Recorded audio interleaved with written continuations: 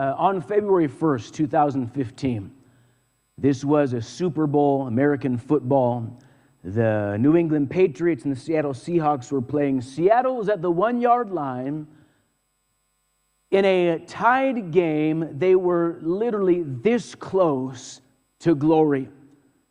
Quarterback Pete Carroll had on his team Marshawn Lynch. His nickname is Beast Mode.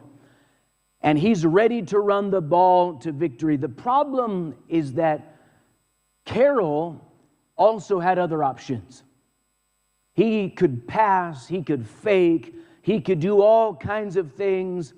Even though the options seemed clear, everyone, if you watch video replays of it, even the commentators are saying, just give the ball to Marshawn, give the ball. That's why they call him Beast Mode. He probably looked a lot like me. He could just smash through those lines of big athletes. I have to say stuff like that to see if you're paying attention, if you're awake.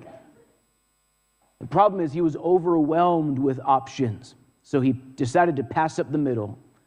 The pass was intercepted by the Patriots, who went on to win the game. You know, the problem with life that this story illustrates is that sometimes the best choice gets buried by all of our clever choices or all of our clever options. Our scripture is a very familiar story. It's Jonah fleeing from God.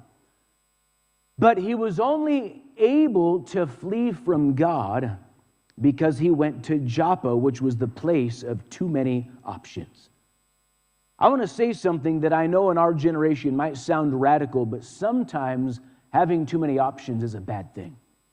I want to preach a message called Choosing Freedom, Jonah chapter 1. If you'll look there with me, I'm going to read beginning in verse 1.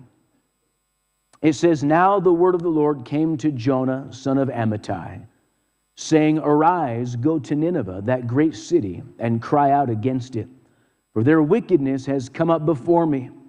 But Jonah arose to flee to Tarshish from the presence of the Lord. He went down to Joppa and found a ship going to Tarshish. So he paid the fare and went down into it to go with them to Tarshish from the presence of the Lord." Choosing freedom. I want to speak first for a few minutes about options. In our scripture, Joppa represents options.